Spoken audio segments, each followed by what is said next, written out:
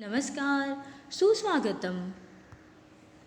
BA BSc second year fourth semester SL Hindi के अंतर्गत कल की तासिका में हमने मोहन राकेश द्वारा लिखित स्वामी दयानंद इस जीवनी विधा से संबंधित रचना को पढ़ा है।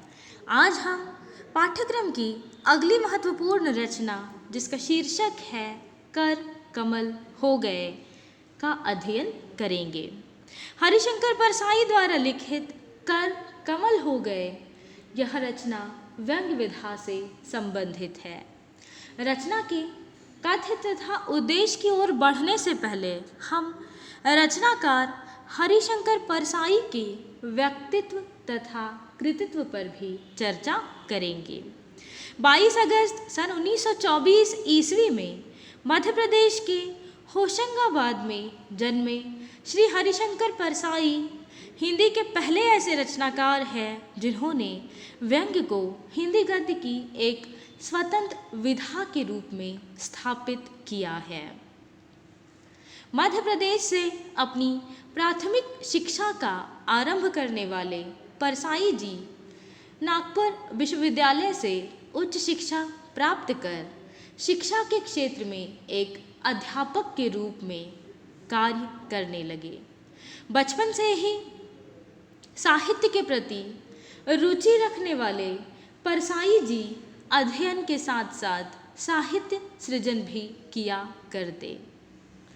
अध्ययन, अध्यापन एवं साहित्य साधना को ही इन्होंने अपने जीवन का एक लक्ष्य बना लिया था, किंतु लेखन के प्रति विशेष लगाव के कारण कुछ वर्षों तक ही इन्होंने अध्यापन कार्य किया और पश्चात अध्यापन को छोड़कर पूर्ण रूप से केवल साहित्यिक सेवा में ही संलग्न हो गए।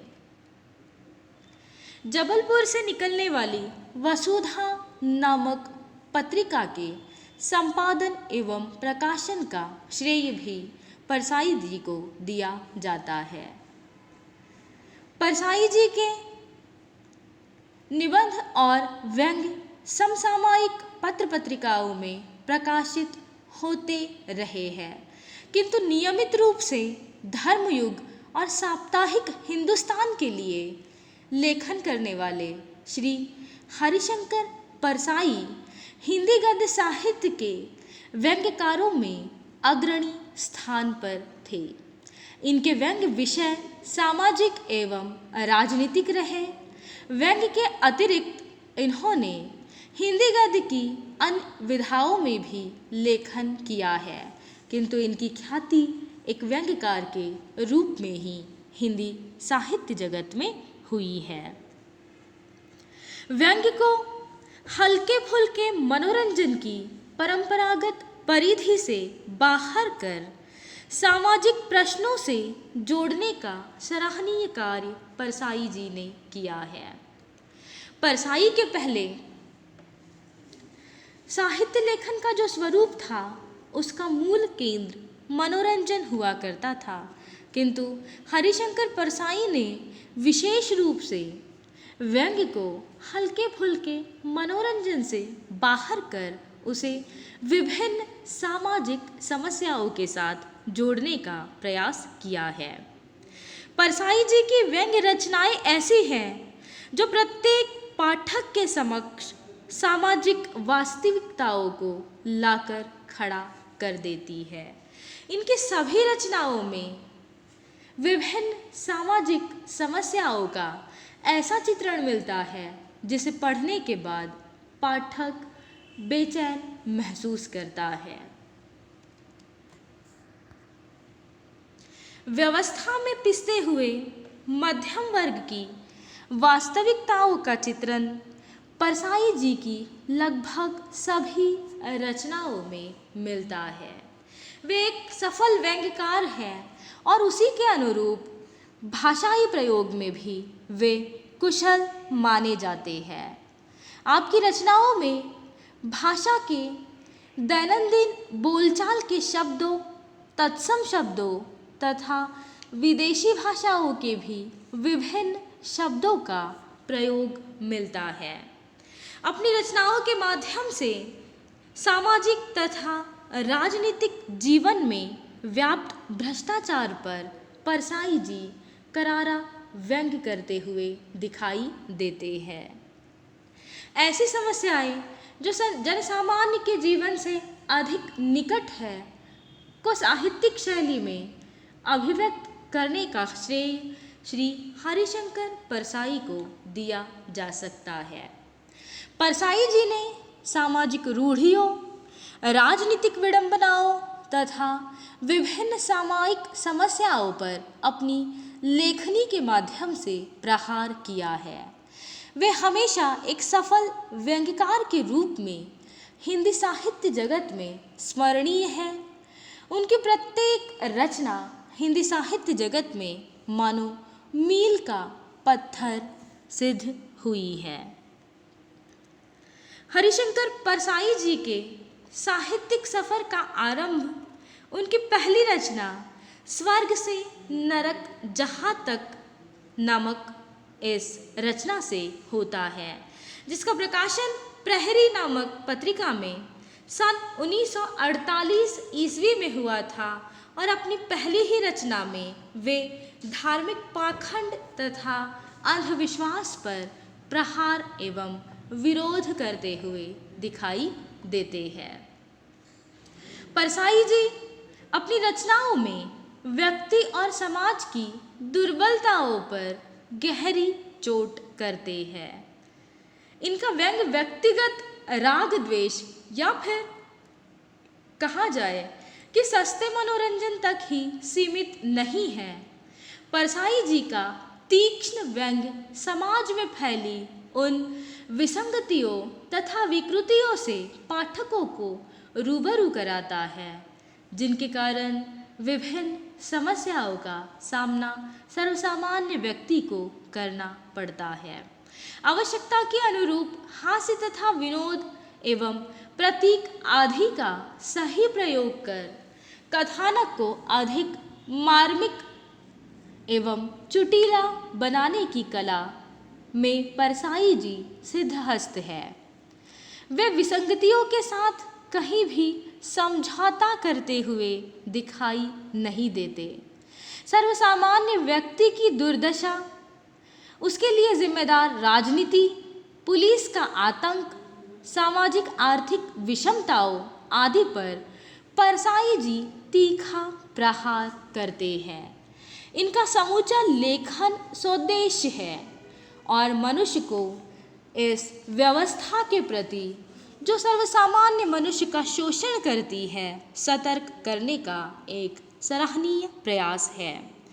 परसाई के व्यंग्य स्थितियों से छेड़छाड़ नहीं करते, बल्कि उन सारी स्थितियों की समीक्षा करते हुए दिखाई देते हैं। उनकी रचनाओं में वार्तालाप शैली का प्रयोग अधिक मिलता है। रचनाओं में ये ऐसे उपमानों का प्रयोग करते हैं जिससे व्यंग्य की शक्ति कई गुना बढ़ जाती है।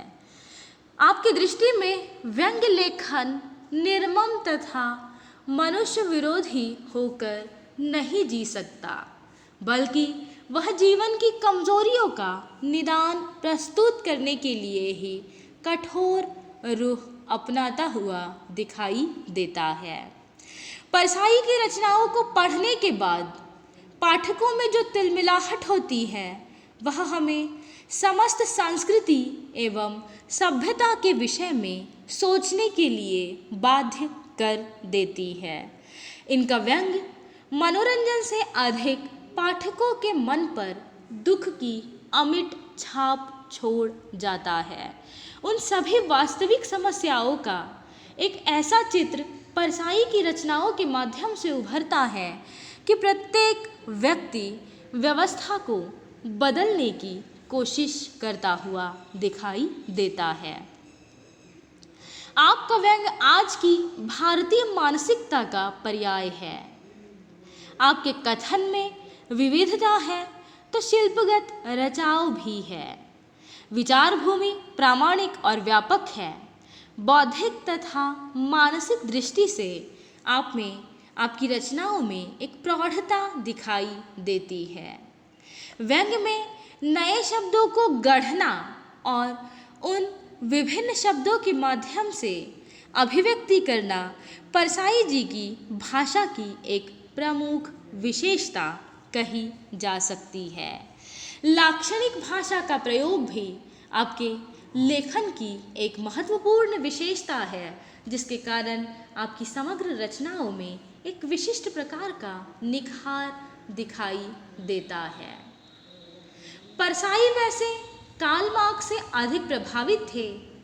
इनकी प्रमुख रचनाओं में सदाचार का ताबीज़ प्रसिद्ध रचनाओं में से एक थी, जिसमें रिश्वत लेने तथा देने के मनोविज्ञान को आपने प्रमुखता के साथ चित्रित किया है। आपकी प्रमुख रचनाओं में तब की बात और थी, उखड़े खंबे, हंसते हैं रोते हैं, रानी नागफणी की कहानी, बेईमानी की परत, आवारा भीड़ के खतरे, भोला राम का जीव, भूत के पांव पीछे, तट की खोज, विकलांग श्रद्धा का दौर तथा ज्वाला और जल जैसी रचनाएं विशेष उल्लेखनीय है। इन प्रमुख रचनाओं के साथ साथ हंसते हैं रोते हैं जैसे उनके दिन फिरे नामक कहानी संग्रह भी आपने लिखे हैं। कहानी विधा के अतिरिक्त उपन्यास विधा के अंतर्गत लेखन करने वाले श्री हरिशंकर परसाई ने रानी नागफणी की कहानी तथा तट की खोज नामक उपन्यास भी लिखे हैं। ऐसे बहुमुखी प्रतिभा के धनी श्री हरिशंकर परसाई द्वारा लिखित कर कमल हो गए, यह महत्वपूर्ण रचना हमें पढ़नी है। इस रचना का संबंध व्यंग्य विधा से है। इसके पहले भी बहुत बार हमने हिंदी गद्य की अलग अलग विधाओं की चर्चा करते समय व्यंग्य इस विधा को भी पढ़ा है या उसकी परिभाषा को समझने की कोशिश की है। आज पुनः हम रचना को मूल रूप से आरंभ करने से पहले एक बार व्यंग्य से तात्पर्य क्या है या व्यंग्य किसे कहा जाए, इस महत्वपूर्ण मुद्दे पर भी चर्चा करेंगे। व्यंग्य इस विधा को परिभाषित करते हुए अनेक विद्वानों ने लिखा है कि व्यंग्य हिंदी गद्य की एक ऐसी महत्वपूर्ण विधा है जिसमें कोई साहित्यकार किसी व्यक्ति तथा समाज की दुर्बलताओं का चित्रण करते हुए कथनी और करनी के बीच के अंतर को अभिव्यक्त करता हुआ दिखाई देता है। कथनी और करनी के बीच का अंतर अर्थात कहने योग्य कोई और बात और करने योग्य कोई और बात, या फिर जो कहा जाए वो किया न जाए और जो किया जाए वो कहा न जाए, जैसी कथनी और करनी के बीच की विसंगति को, व्यक्ति तथा समाज की दुर्बलता को जब कोई साहित्यकार साहित्यिक शैली में अभिव्यक्त करता है, तब वह रचना व्यंग्य विधा से संबंधित रचना कहलाती है। ऐसी ही इस व्यंग्य विधा से संबंधित महत्वपूर्ण रचना कर कमल हो गए का अध्ययन हम कल की तासिका में करेंगे। धन्यवाद।